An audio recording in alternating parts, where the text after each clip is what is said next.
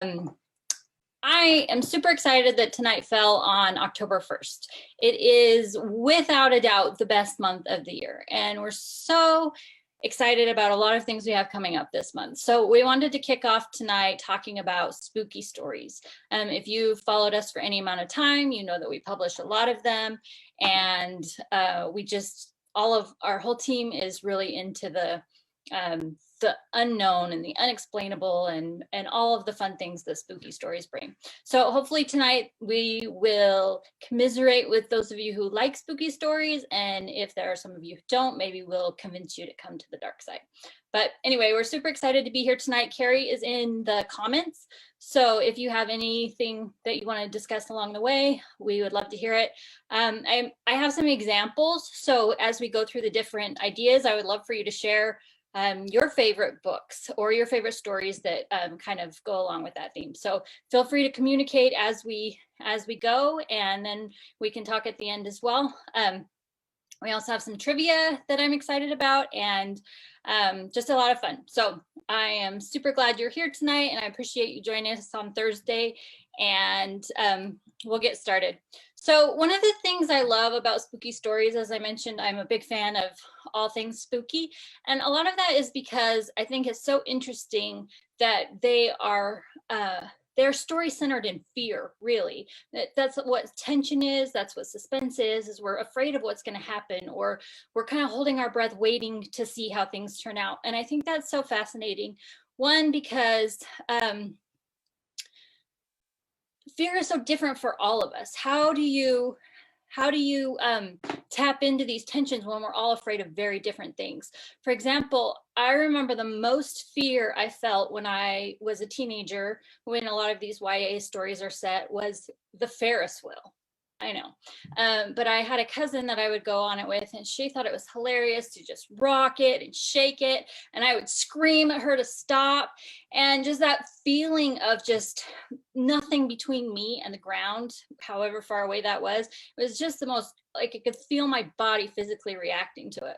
And this same cousin, I would try to drag her with me to haunted houses, and she flat out refused to go because they were too scary for her. And I love the haunted houses, the atmosphere that they create, the story that they tell, the fear of not knowing what's going to happen next. It's designed to be this immersive experience. And so for me, that was so fun. And for her, it was terrifying. And the opposite was true of the Ferris wheel. But in my defense, I would like to say, if something goes wrong in a haunted house, you're usually walking out. But if something goes wrong on a Ferris wheel, there is nothing saving you from that pavement. So I think I'm right and she's wrong. But the point is, fear is something that's one of our most basic responses as primates. It's always been around, and it evolves what we're afraid of. But what one person considers scary or spooky, or what they're afraid of, is totally different for somebody else. And so I think that's really fascinating, especially when we're talking about spooky stories, because they can cross so many different genres and age groups. There's not one type of spooky story, and that makes them really fascinating to me. The other part that I think is so fascinating about fear, like I said, is it's one of our most basic human responses. So there are very few emotions that engage our whole body the way that fear does. We have the cliches of the heart pounding, the stomach dropping, and the palm sweating, and the hair on the back of your neck standing up. We've all felt those things at different times for different reasons. And so it's this really immersive experience, and that doesn't even count what's happening inside your head as you try to process all of it. So for those reasons, I think it's a really interesting emotion that storytellers manipulate, that they try to get people to have this terrible response to, which is so interesting to me. So because they're such an immersive experience, I think they're just fun, and they let you enjoy a good story and feel like you're part of it. So let's look at a few ways that spooky stories matter. The first thing, and again, as we talk about each one, feel free to share your favorites if you have some, if you like any of the books that we talk about, or if you have favorites that kind of fit this category, go ahead and shout them out in the comments. Okay, we imagine what's possible. One of the things about scary stories, like I said, they don't fit a genre. So if you're afraid of clowns, if you're afraid of vampires, if you're afraid of serial killers, if you're afraid of ghosts, if you're afraid of solitude, there's a story for you. There is a story to scare you. Um, I I think that one of the things Carrie talked about when she talked about dystopian is how things aren't fun scary if there are reality. So probably if we have traumatic experience with a serial killer, we're not going to love Silence of the Lambs. But when we have something that's not our reality, it's so fun to kind of explore that um, that life, that unknown. If we live in a war-torn country, then war is probably war. There's a lot of things that are probably not fun to be afraid of when you're literally afraid all of the time. So I like about spooky stories that there's a wide range of those, and there's a different fear for everyone. There's a different brand that people are drawn to. Right now, spooky middle grade is huge, and I think those are fun for younger kids and adults, and they cross a whole range of different topics that people can explore those fears. So imagining what's possible and what lurks out there, and I also love that the serial killers and the solitude and going insane are just as scary as the fantastical things like the creepy clowns in the sewers or the vampires or whatever else. We're different. We're drawn to different things, and whether it's fantasy or reality, we still have that response to them. The other thing I love about spooky stories is we can imagine ourselves as the heroes. One great example is Neil Gaiman's Coraline. I think it's one of the most clever stories. I love everything about it. But Coraline is able to outsmart the bad guys, save her parents. She's basically this little, I don't remember how old she is. I should have looked that up. But she's just basically this little superhero that gets to, we get to put ourselves in her shoes as she figures all of this out in this strange world, and with authority figures telling her things that she doesn't quite believe, and she's not quite sure what to make of it all. And so just her grappling with that, and us seeing through us as a reader being able to kind of visualize ourselves as that hero or heroine is a lot of fun. Another one is The Witches of Willow Cove, in which these 16 girls find out that they're witches, and they're kind of developing into this power. But the cool thing about this book is there's magic people and there's not magic people, and there's science that explains the magic, and there's everyday events that kind of bring it together. So it's very easy for kids to visualize themselves in that kind of setting where it's not all supernatural. It's a very real contemporary setting where they're bringing these little bits of the unknown in. I added Goosebumps. I know these are all middle grade for kids, the kids range, but I added Goosebumps because I don't know about you, but I devoured these as a kid, just one right after another. And they're so weird. And if you try to read them as an adult, they're not like the most compelling writing or stories, but there were so many different scenarios, and they all started with some normal kid, and something came out of the closet or whatever else. They were all just kids in normal life who found these extraordinary circumstances. And it was always fun to imagine yourself in that situation. Kind of like the Choose Your Own Adventure books. You wanted to see how you would handle that and how you would react. And so just putting ourselves in the situation, there's a lot for adults too. Those don't always have the happiest endings like the kids do, but putting yourself in that situation and trying to imagine how you would react and how you would be heroic is always so fun to me. One of the things that I find so fascinating is a lot of spooky things are based in not religion, but spirituality. So there's a lot of, most of them have a foundation of good versus evil. Like Something Wicked This Way Comes. There's a good and a bad. And I feel like as literature has evolved, those areas are a little more gray, and we get to play around with the gray area, which is more interesting than stark black and stark white. But there's still that element of good versus evil in most spooky stories. Between the Devil and the Deep Blue Sea is one I really liked. It's a romance, but this tagline I love: Violet's grandmother always warned her about the devil, But she never said he could be a dark-haired boy who takes naps in the sun, who likes coffee, who kisses you in a cemetery and makes you want to kiss him back. So what is the devil? What role does he play? Just playing with those ideas, I think, is so interesting and useful and fun. And it develops your critical thinking, and it makes you decide what you believe. Do I believe that ghosts are out there? Do I believe the vampires are out there? Do I believe in all kinds of things? One of my very favorites, for a lot of different reasons, is Frankenstein, because I love the way Mary Shelley, I could talk all day about the inspirations that came together into Frankenstein, but she brought her fascination with science and her longing to know what had happened to her mother and babies that had died. So this need to feel some kind of spiritual, just a knowledge of where they went and where they were and what was happening after death with the science, and could we potentially bring people back to life? So some of those cool questions about what we believe are the foundation for so many great spooky stories. And they don't have to be overtly religious, they don't have to be preachy, but people grapple with the same big questions about life and existence, and these come together really, really well in spooky stories. They're teaching tools. So most of us know that Grimm's and other fairy tales kind of began as moral stories. They would sit around the campfire, or they would tell them to their children as kind of warning tales. Don't go into the woods, or the big bad wolf will eat you, or all kinds of other things. Strufel Peter is one of my favorites. It's a German kids book, and I should have put some of the illustrations in there. Like, they have one about if you suck your thumb, I can't remember the name, will come and cut your thumbs off. And they've got this illustration of this little boy gruesomely bleeding.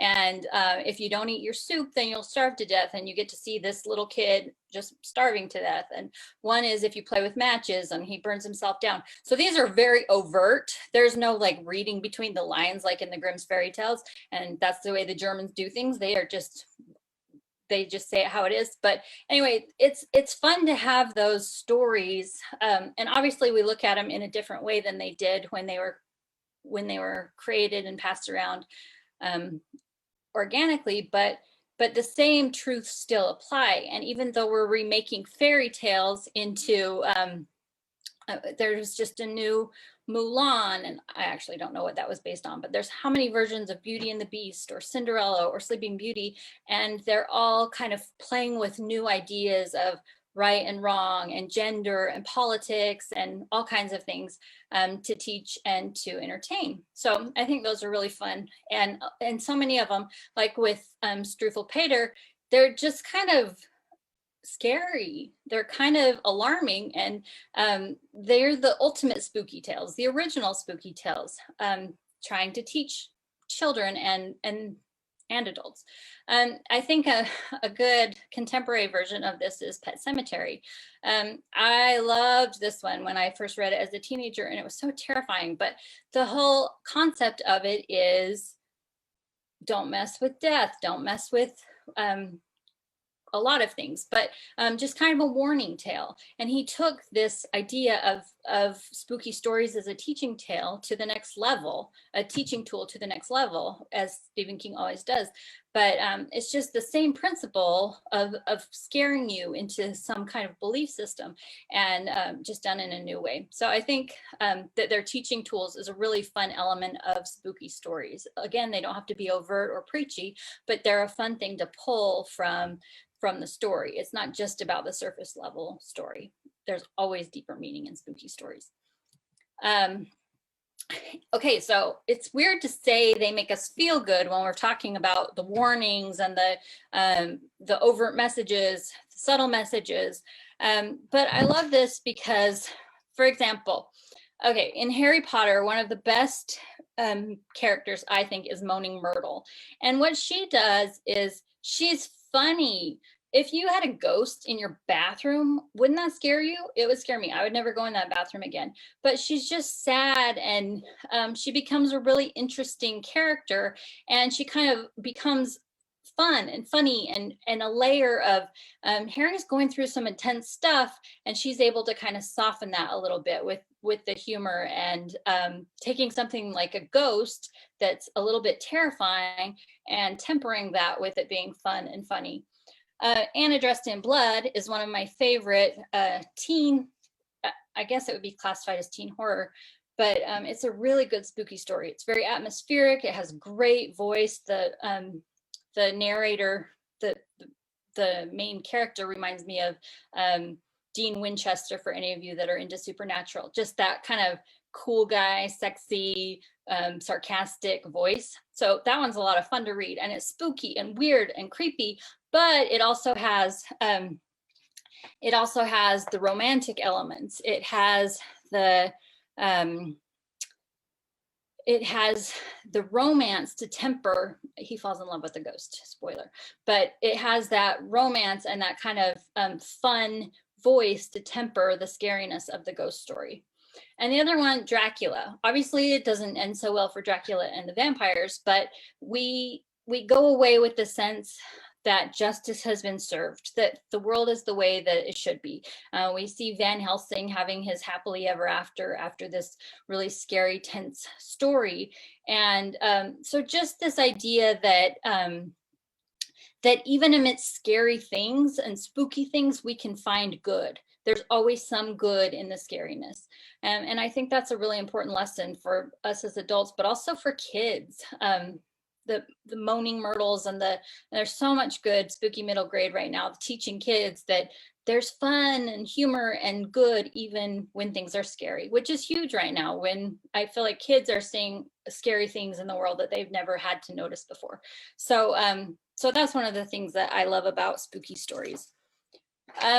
Another one is we develop empathy. So I think fiction in general helps us develop empathy, but I think spooky stories are a special breed because we see people that are kind of like us and they beat the odds. So we believe we can too, but we also suffer with them and feel for them as we go. So here's a couple that I really like. Jack Be Quick is fun because it takes the history of Jack the Ripper and his the women that he killed, and it humanizes them. So it's a fun contemporary look at a historical situation, and he humanizes the women that were murdered, and also it's spooky contemporarily as he figures out how to beat a copycat killer. So I think that's a fun one, because you're developing empathy for the Jack the Ripper characters, which was however long ago, plus this man who's kind of struggling with his own addictions and issues as he fights to survive and to save the people that he loves. There's Someone Inside Your House is fun because how many of us have ever felt like, what would we do if someone came into our house, or have heard something? Or those of us who have babysat when we were teens, we heard the stories about the urban legends about the phone ringing and some creepy guy saying, "I'm in your house." So these are things that we feel and empathize with, and times we've been scared, and we can really relate to the characters as they're in that situation. The other one, You. I haven't read the books. I've watched the series like most people have, but just the idea of how much of your information is online and how easy it is to find you and find out about you. I feel like a lot of us feel fear about that, and this story brings that to the forefront, and it makes us grapple with that, right? It makes us process that and say, okay, well, what would I do in this situation, or what can I do to protect myself online? And we really empathize with those characters and also learn from them at the same time. So we see others like us beating the odds, but we also become more, I feel like, I don't know, Walking Dead isn't, I mean, it's a graphic novel, but I'm going to deviate from books for 1 second. One of the things I love about it is the moral quandaries. Do you protect yourself and the people that you love, or do you try to be humane and help other people? So empathy is one of those things that I think comes really to the forefront of spooky stories, and how far will you go to help other people or protect yourself, or both. This is a quote I really like. James Baldwin was an early African-American novelist. He said, You think your pain and your heartbreak are unprecedented in the history of the world, but then you read. I think that's so profound. And again, empathy is found in all fiction. Empathy is learned in all fiction, but I think especially when you see people at the brink of something that they're really afraid of, then that really comes to the forefront. We this is the final one. We get the happy endings sometimes. So again, I talked about finding the good in the terrible situations. This is one that I like. Carrie, if any of you have read that, how many of us did not fantasize about somebody in high school, the Mean Girls or whoever else, just giving them their payback? None of us, hopefully, were at the level of Carrie where we destroyed them so completely. But I think a lot of us fantasize about her getting her justice for how badly she was treated. And in the end, she did. And what does that mean? And is it a happy ending? I don't know. It's different, probably for everyone. Kiki McAdoo is fun because she has her sister who is lost, and she gets to again put herself in the situation of the horror of the heroine, but she gets to save the day and her sister comes home. So I think that's so powerful for kids to learn, and for us as adults to learn, that sometimes we do get the happy ending even after horrible situations. Outside Over There was a book I loved as a kid, and I think it was because I was one of the oldest of 8 kids, and I fantasized all the time about my siblings being kidnapped. I'm just kidding. Don't tell them I said that. But just the idea that her dad was away at sea, her mom was depressed, and probably had some other issues going on, and she was left a lot to take care of the baby, and then the lengths she went to when the goblin stole the baby away, and how hard she worked to protect her sibling and save it from this dire fate of marrying a goblin princess or whatever. So just putting her, like, all of us have, most of us have siblings, all of us have people that we love, and what lengths would we go to save them? Lazarus, I think, is a really fun spooky story because there's a ghost and there's a romance, kind of like Anna Dressed in Blood. However, these two have a really bittersweet ending. So it's more of a real life scenario. What do you do when you lose someone that you love, and how do you process that grief? So finding the happy ending beyond that grief and hardship and the loss of someone that you really love. So I think all of these scenarios, you get to process different emotions and different responses to fear that help your critical thinking and your emotional intelligence, and allow you to, as you're developing empathy, you're also developing this ability to process fear in a safe environment where it's contained and controlled and you're not in danger, but you're working through the responses. And that's what I think is so fun about spooky stories. I think that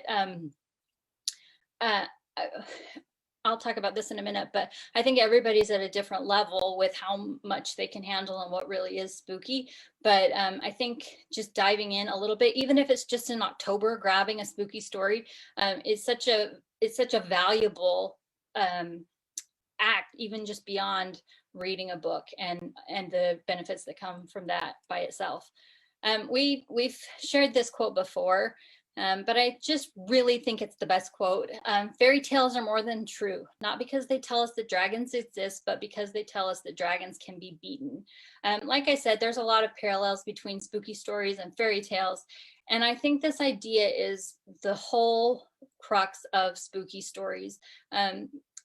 Even in older, in adult horror, there's not always a happy ending, but there's always some, well, there's not always, but I think best books have some nugget of hope or some nugget of beating the odds in some way, even if it doesn't end out how you wanted it to, which is always real life, right? How often does it go how we want it to? And so I think these spooky stories are especially valuable as kids grow and can learn how to process this information and how it applies to them. So a few caveats, obviously, be aware of triggers. there are some stories that have themes that I don't touch, and they deal with my own trauma from my own past. And so I know my triggers, I don't touch them. So I get that everything is not for everybody. And I probably enjoy things that other people are triggered by. So just be aware of those, especially if you're finding spooky stories for your kids. The things that trigger us can be different, and that needs to be looked at on its own, not by immersing them in a story that triggers that. Also, I would say good spooky storytelling isn't about gratuitous violence or gore or terror. If that's your thing, great. There's no judgment. But I think good spooky stories, one of my favorites is We Have Always Lived in the Castle, and not a lot happens. It's a slow build book, but it's got so much atmosphere and so much great tension and so much great suspense. And those to me are what make a really phenomenal spooky story, is when you can pull those in and pull the reader along without falling to just jump scares and gore and things like that. I think the real masters are people who can build up, like Edgar Allan Poe. I don't know how he didn't make it in this slideshow because I love him. Like The Telltale Heart, it's one of the first spooky stories that I read as a teen that I just felt like he was so good at immersing you in that feeling and in that tension and in that suspense. So I think the atmosphere that you build is so important, and it's so much better than, like I said, just falling to the low level hanging fruit like violence and gore. Again, be aware of appropriate age and that will be different for everyone. I have 3 kids, and my younger one likes scarier things than his quite older sister. So even though they're different ages, they're capable of handling different things. So it's not always about what age is on the cover, but anyway, you know what I'm saying. So be aware of age appropriate scares. And also don't force spooky on those who aren't ready. I just think making it something fun, again, not falling onto terrifying, but just fun spooky, that titillating, scared feeling that makes Halloween so fun, and so many things just really, really fun. So in summary, fiction invites and enables us to see outside of ourselves. I think we all believe that as readers and writers, that that's something really powerful that fiction does. And when we take that, plus the main function of fear, which is to help us adapt and respond to these tense and stressful situations, and that gives us exactly why spooky stories matter. They help us see something beyond ourselves, with something that's primal and innate in all of us, and it helps us to process those together. So that's why I believe spooky stories matter, and why I'm such an advocate of those. So I wanted to get into spooky trivia. Carrie, are there comments or questions that we should read? Anybody have any comments or questions before we go on to the trivia? See if I have Carrie.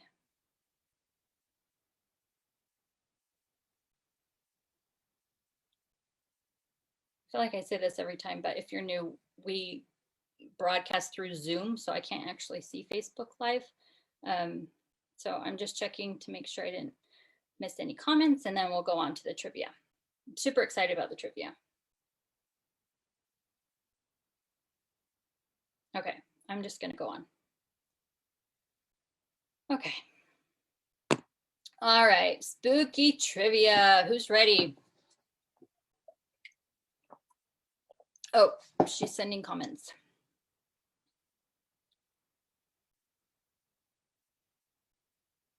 Sorry, one moment, please. Okay, I'll move to this screen so you can check this out. But okay, so our top 3, Carrie's going to keep score because she can see the comments. Okay, we'll get to comments in a minute. So Carrie can see these, and so she's going to see who responds first. Okay, so the first responder we're going to do 10 questions, and she's going to keep track of who wins on each question, and then we'll add them up. And the top three will choose one spooky paperback. The Jack the Ripper thriller spooky one, the Kiki McAdoo and the Graveyard Ballerinas is a middle grade fun ballet spooky story. Witches of Willow Cove is about this one's fun because they're all fun, but this one is an upper middle grade, so they turn 13 in this one, and the next book will be in the series will be YA, but this one's older middle grade, younger YA about witches.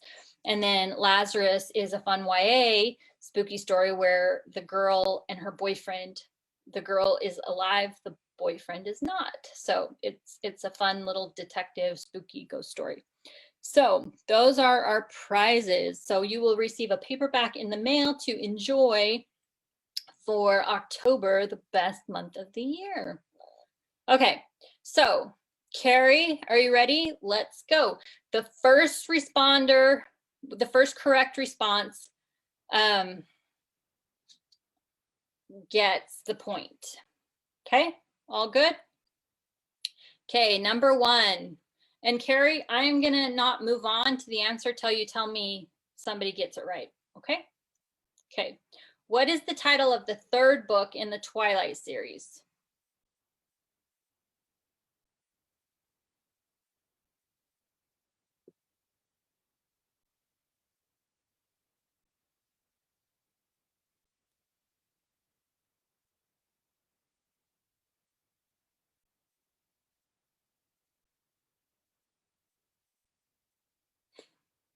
Sorry, this is such a dumb system. Okay, let me see if I can log on Facebook on my phone.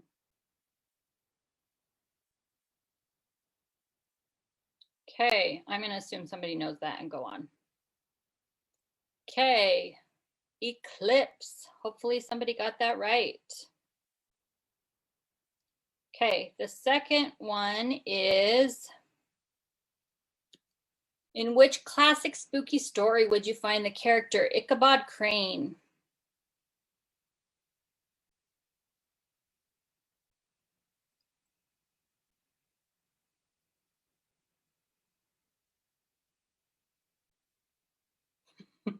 I love Shannon's Midnight Moon, something midnight. Good. Okay, do we have anyone who knows this one? Ichabod Crane. Nope, nobody knows this one.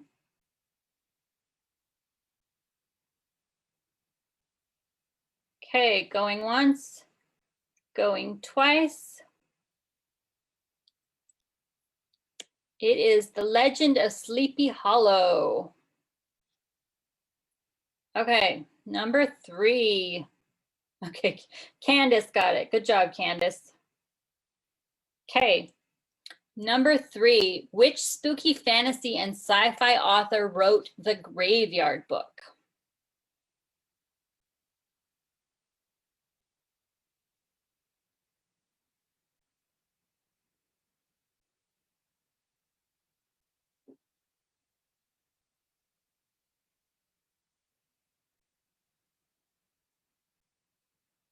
Okay, 10, 9, 8, 7. Oh, Darby says confined spaces and being buried alive. That is an excellent fear. Okay, 3, 2, 1. Neil Gaiman. Okay, she said Candace again. Okay, this is a tricky one if you haven't read it, I'm sure. Asmelia Sniff writes a gruesome recipe book about how to cook these. Oh, she said close second was Darby on the last one. Has anyone read this? Asmelia Sniff writes a gruesome recipe book about how to cook these. I have never read this one. I just discovered it today, so I will have to read it. Okay, 10, 9, 8, 7, 6, 5, 4, 3, 2, 1. How to Cook Children. It's a recipe book on how to cook children. Okay, number 5. A young doctor breathes life into dead flesh in this Mary Shelley novel. I will be disappointed if everyone doesn't get this one. Just kidding, I won't. But I do love this book.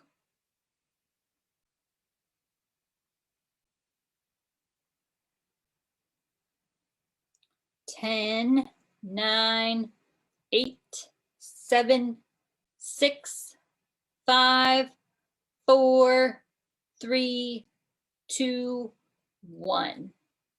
The answer is Frankenstein. Anyone get that one? Cannot see. Okay. Hopefully someone got it. Okay. This one is only if you're super into this. Lestat de Lioncourt plays a central role in what author's series of vampire stories? Carrie says Candace has quick hands. You're a quick little typer, Candace. Okay, anyone? 10, 9, 8, 7, 6, 5, 4, 3, 2, 1. Anne Rice. Has anyone read those? The Interview with the Vampire series? I've not, but I've heard it's lovely. Okay, in Stephen King's Carrie, what abilities manifested as she grew into a young adult?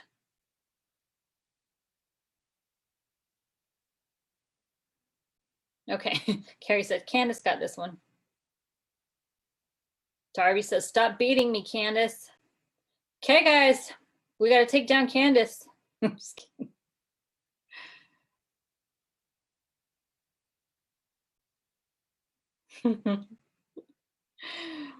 Okay.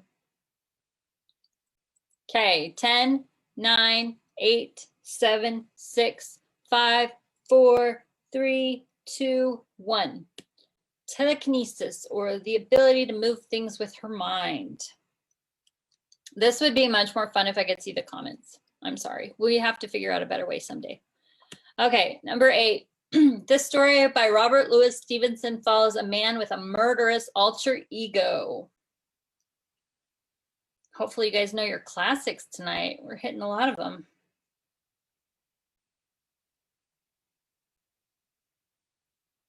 Candace, I was on Quiz Bowl. What is Quiz Bowl?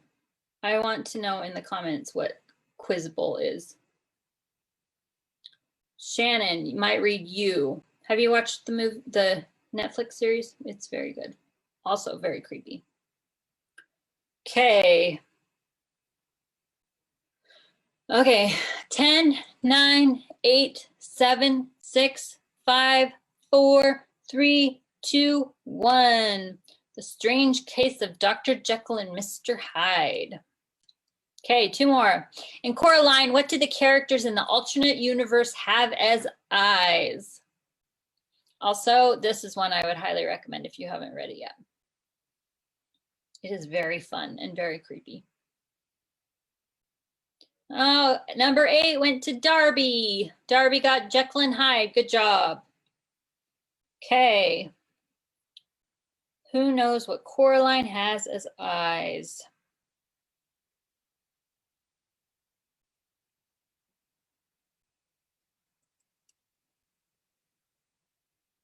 Okay, 5, 4, 3, 2, 1. Buttons. The creepy button eyes. It is super creepy. Carrie says, Candace won buttons. Candace, you're sweeping the thing. Okay, final. What does R.L. Stine say all stories need? A beginning, a middle, and a... And I don't even know if this is real. It just says it in the Goosebumps movie, which I love. So I'm going to use it anyway. Mariah was a close second. Good job, Mariah. Okay, 10, 9, 8, 7, 6, 5, 4, 3, 2, 1. Oh, or I said buttons. Good.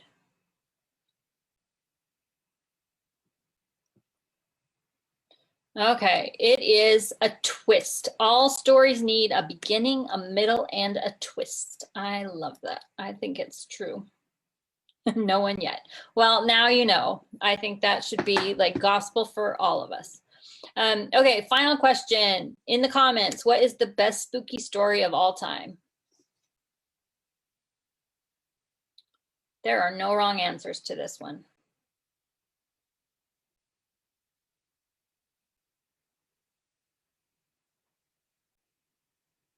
Hannah, I need to physically tie myself up so I don't answer these. Hannah, just answer them. You can win too. Hannah says her name is after Candace, so it's alphabetical that Candace keeps winning. Confined spaces. Okay, best spooky story of all time. Okay, I'm really excited to go into the comments afterward and talk to you guys about this because it's my favorite topic and these are fun answers.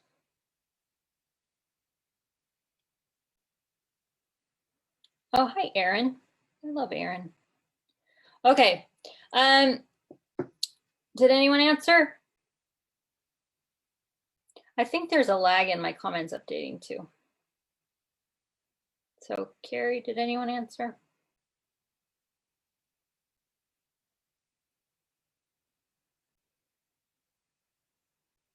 Okay.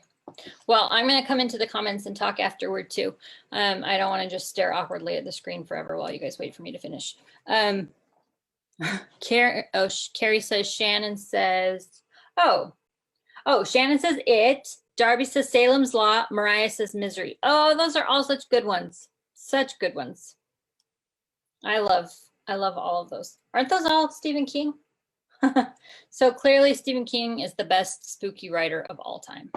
But he's got to run for his money, which is a great transition to this. A Run for His Money with Josh Roberts.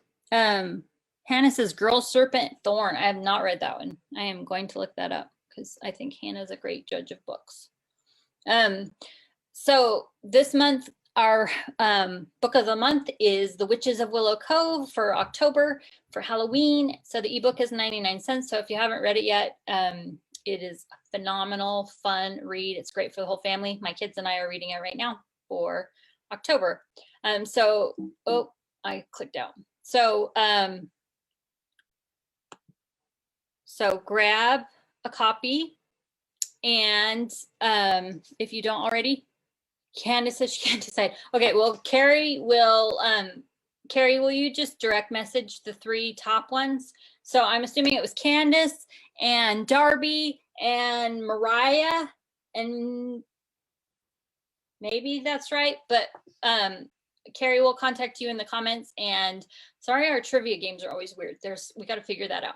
But I hope that this was fun, and I hope that you will read lots of spooky stories and write spooky stories. And I was actually going to talk about Darby's books too, because she has some good spookiness in her monster hunting, but we're going to talk about those next month a lot. So I thought I would wait. But there's so many good options for spooky stories and spooky movies, and video games. I'm a fan of any kind of storytelling.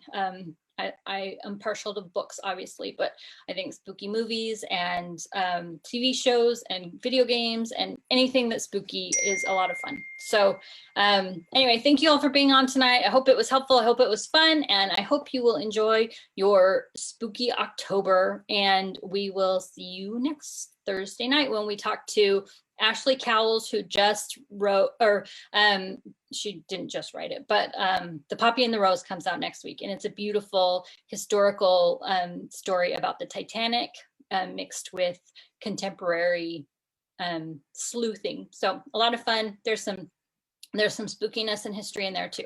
But come back every Thursday night this month, because we have cool spooky things going on. Jennifer Jenkins, who's a phenomenal teacher will be teaching about building suspense in your writing the third week. And then the fourth week, we'll talk about The Witches of Willow Cove. So we hope to see you back soon, and we hope you have a great night. Thanks for coming. Subscribe to our channel so you'll never miss an upload, or join us live every Thursday for author interviews, book clubs, writing advice, and more on Facebook at Owl Hollow Press, 9 p.m. Eastern, 6 p.m. Pacific. See you Thursday.